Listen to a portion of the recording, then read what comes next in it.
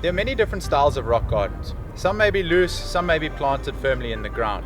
There's a lot that goes into it, but there's a couple things to break it down into. The first thing that we're going to do is line choice. So where you want to break down and enter your rock garden, what line you're going to take through the rock garden, and the exit.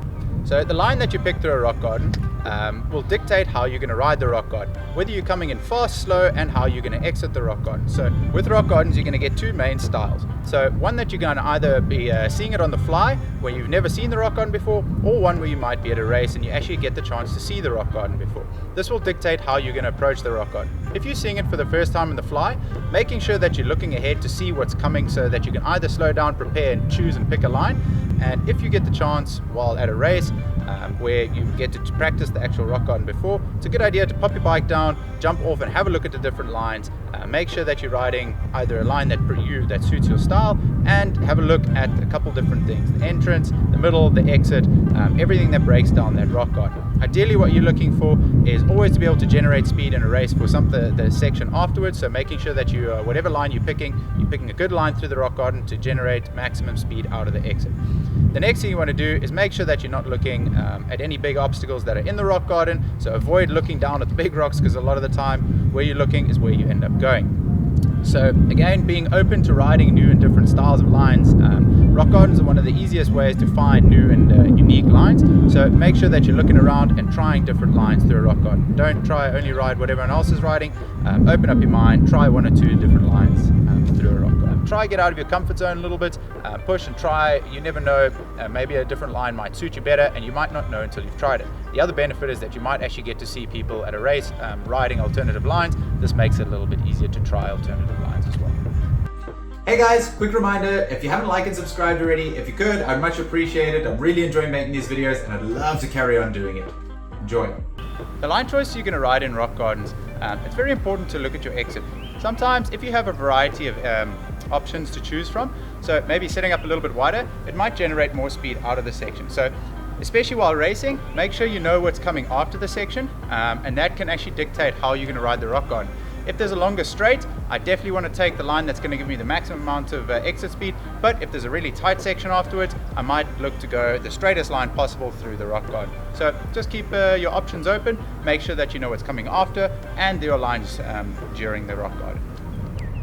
The two main styles of rock gardens that you might encounter are flat rock gardens and descending rock gardens. You'll get uphill rock gardens, but that's covered in a different section. So with flat rock gardens, some of the stuff that you can rely on comes down to momentum, pedal kicking to create more momentum, because you don't ideally want to be doing full rotations with your cranks in case you run the risk of hitting rocks while you're riding. And then, like I say, little pedal kicks and just keeping that momentum, pumping down, learning to pump correctly. So finding little downslopes to keep your momentum are going to be critical when riding flatter rock gardens. When you're riding descending rock gardens, it comes down to using gravity and momentum and letting the bike move around more freely underneath you. This comes with detaching from your bike, making sure that you're not nice and stiff. So just making sure that your body position is relaxed and allowing gravity to do a lot more of the work.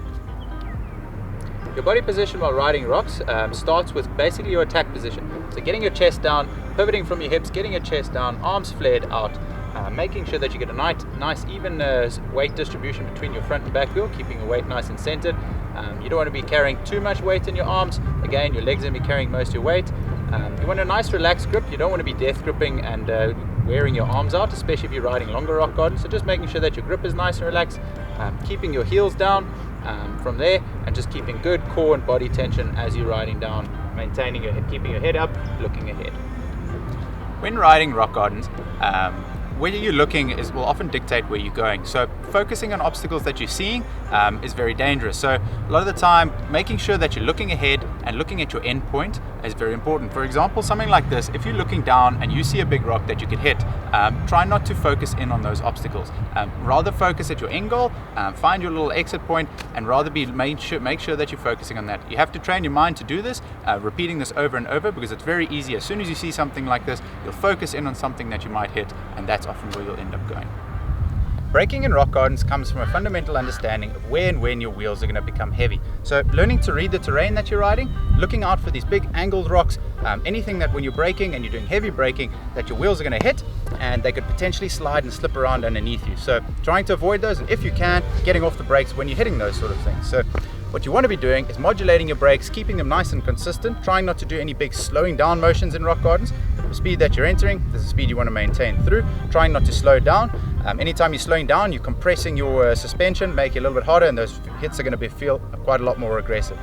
Next thing you want to do is try and look for places to weight and unweight. What you're trying to do is you're trying to compress in, so weight into the ground just before you maybe get to a bigger rock or a little bit more technical section, and you're compressing into the ground, unweighting, unloading your suspension, and as you're going over that, it's going to be like you're floating over the top. You'll often see this with pros. It'll look like they're floating over the rock garden.